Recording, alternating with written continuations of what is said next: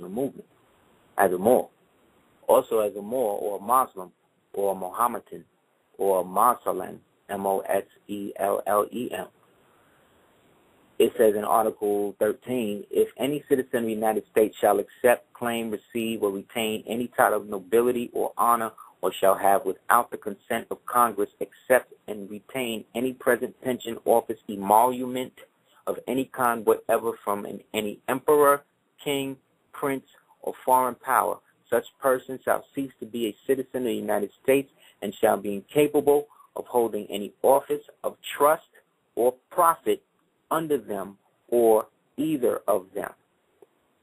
So what this also says is that citizens of the United States have no honor because it said, any citizen of the United States shall accept, claim, receive, or retain any title of nobility or honor or shall. So that means that citizens of the United States cannot be noble. They cannot have honor, you see, just by consent, just by that being said, without consent of Congress. We have consent of Congress through H.J.R. 75 because they had to do that because they declared their bankruptcy on May 1st. By May 4th, they declared H.J.R. 75 based upon what the Prophet put down in 1928. Therefore, when you today declare that you are part of a Moorish Science Temple, Moorish Nation, and then you have adequate verification of that, right, and have evidence of the fact that you are who you say you are and all your ID match up, then if they're still dealing with you like that, they are either trying to force some sort of contract on you or they want to somehow get you to capitulate whatever charge they have created. You see what I'm saying? So if the charge is whatever, another way to deal with that would be through the executive office of your estate, by saying then that as the occupant of the office of the estate of this person that you have called the plaintiff, it is not in the best interest of the estate that you try to do this, because this would basically result in trying to get the noble to abandon his estate, and that cannot happen because this estate is protected in ecclesiastical law in heaven, and on earth is protected by a vast estate trust that is connected to the original Moorish divine and national movement that is an organ and vehicle to get back to the Almoroccan Empire and the Society's Republic of Monocamus Estados. Therefore, so you say that, as an emissary, go ahead. You say, I'm just saying, you say that so swift. I can't say it as swift as you. That's why we get the what you call it, man. You just play it back. Okay. No doubt. Okay. So let's say the declarations and all documents are now in place, and that particular individual is navigating and interfacing with the county, state, and federal and international level. That's great. You are not able to operate with full faith and credit, being that even the judges don't have honor because they are a citizen and have a title of nobility? See, that's the thing. If they have a title of nobility, like a judge or esquire or some sort of chancery agent, then that means that they really can't be practicing law anyway. They can't be doing that anyway over you, especially if it's a federal situation, because now they have to do that in their own name. You know what I'm saying? Like, this is all about who owns the name. All right. Well, thank you. Peace to the family, as always. I'll be in touch. Indeed. And, hug up all the family. One love. Indeed. Love and light, King. Peace.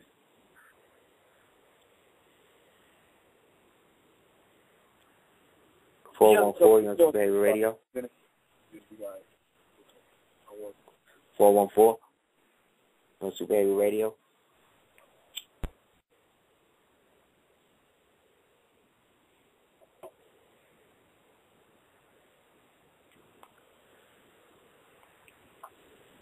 (919) on Super Heru Radio. Yo, can you hear me? Peace. Yo, peace to see. How you doing? I'm good, King. How you doing? Doing good. Thanks for taking my call. I just had like a kind of a comment, I guess. I recently started reading a book called. I think it's called just The Barbary Coast. I believe it has another title with it, but it's something The Barbary Coast. And I'm like 11 pages. I'm like 11 pages in, and I'm reading it, and I'm like, yo, Seer has mentioned all the things. So it mentions the Maghreb and how Maghreb is like all of Northwest Africa is the Maghreb. Right, which is over here. Right, exactly. Which is over here. It also talks about I heard you mention when we were in the past, I guess, and even now when we were dealing with the so-called European, we had two different names. Like we used our not even a Christian name, but almost like we really did use a name that they could pronounce, right? A free national name, a name they could pronounce. And then we had our Islamic name, like it mentions Barbosa, but then it says his Islamic name. I can't remember his Islamic name. I turned the page down and highlighted everything, but it says Barbosa is his Christian name or whatever. And then he has an Islamic name. Also, they mentioned like Henry the Fifth, I think, or something like that. It's one of the navigator. Kings, the navigator for Portugal. Okay. So there's like, but it's like there's the European royalty within our history, but the same people, even the European, they use different names depending on where they are. Because I wish I had the book with me. I'm navigating right now, but it's like in Ireland and Scotland, he's like King George or something, and then in Spain and Portugal and stuff like that, he'll be like a whole nother name, but it's the same person.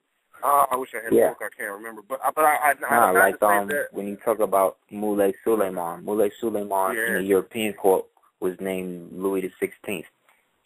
Then you had what's his name, Charles V in the European court, but then in the court of Montezuma, when they married into the royal family over here, his name was Carlos Quint or Carlos Quinto. So again, the same way you be known as Junebug when you was a kid, and then, Peanut later, and then your real name, and then a derivative of that later. This is what Moors was doing. But the problem, only difference is, after a point over here, they started to use these vulgar words that they had got used to using and use them as a species of property through equity. And that's what dudes got us jammed up. It's not to say that what you're saying is not valid by itself, but it's just like I was reading it, and I'm like, yo, a seer has said all of these things that this book said. I don't know if that's just been the story or if that's stuff that information that you investigated, but it's just the truth, man. It's just, and it just was all hitting home. So I don't know. I'm your friend on Facebook. I'm gonna try to take a picture and tag you in the picture so you can see the title of the book. Please do. So you can add it to your library. Please do. But yes. Thank you for all the information you put out there, man. I really appreciate it. Thank you, fam. Thank you for the validation that is out there. Thank you. That's all I wanted to say. I'm probably calling. If you do the show next week, I'm gonna call in next week and probably try to give more information as to what I'm saying, because I don't have the book in front of me right now. It's all good. I will be here. Love and life to you, brother. Peace. Yeah, man. Here we go.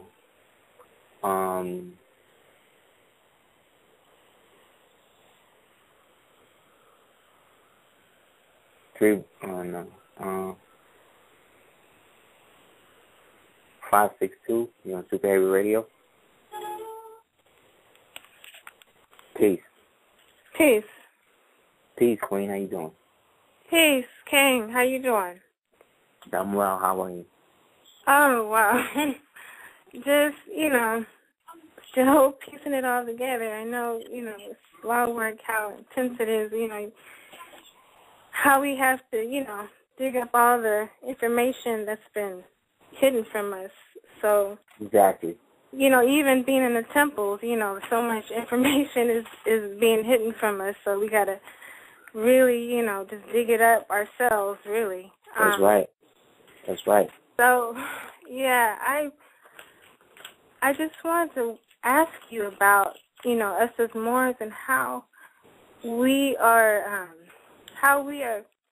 connected to this General Federal Bank that you had mentioned, in terms of like a reserve that was set aside for us to claim our estate, because you said, like, I understand, like, the birth certificate is evidence of our estate, and so most of us don't even realize that we have estate, and they even mentioned it on this movie called, with Jamie Foxx. What is that movie called? He was playing a homeless man. He was playing a homeless man, and basically the thing with him and Robert Downey Jr. Yeah, he was a really skilled musician, and the man brought him off the streets, and he mentioned to him, because, he said, well, you can sign these papers, and if you sign these papers, so-and-so can look over your estate, and so most of us don't even realize that we have an estate, so for it to come out, little glitches of information hidden, because we don't, none of us, I'm just now realizing that I have an estate that we're born, that we're all born with. So I'm just trying to figure out, you had said the General Reserve Federal Bank. The General Federal Bank was set up, I guess, in connection to our estate. Well, in 28, after the Prophet received the vast estate trust from the Saudi, from the Sultan, he came back to Chicago and filed it as a vast estate trust for the members of his family. That family happened to also be Moors and be connected to the old Moroccan Empire. Therefore, the Moorish Temple was to be the vehicle to reestablish themselves as that. Once this was established, the so-called United States had to find another source of income. This is why eventually they had to get rid of prohibition, because they had no internal income, because all the money was coming through people like Meyer Lansky and Al Capone and Lucky Luciano and what's his name, the Jew, Meyer Lansky and them. So the Prophet in them estate was then set aside, and then by 33, when they went bankrupt, that portion that was connected to that vast estate that was filed in Chicago, that Federal Reserve Bank had to be set aside. That was the bank, like I said, the Fed in Chicago. That's why everybody that comes out of Chicago goes to such high office, because they're using the negative side of the estate to come up, meaning that whoever is the governor or senator or representative of Chicago has the right to use the people's name to do whatever business on behalf of the state.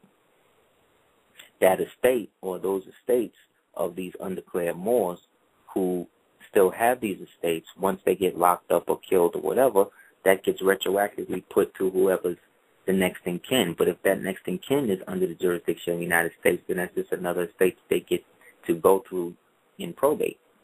You see what I'm saying? So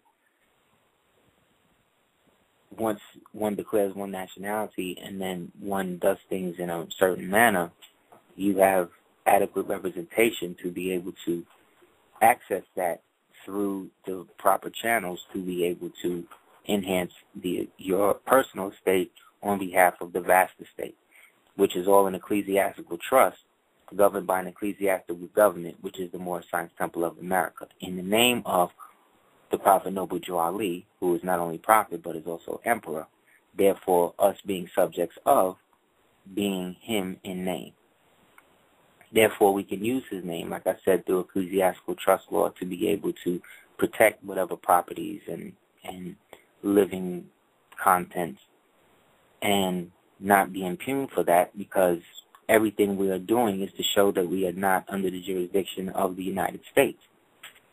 So when the United States continues to contract with you in those instances, it's usually because there's something that wasn't done or was done incorrectly in the past that they know that you haven't figured out. So they're using that as a loophole to keep whatever business they have with you going.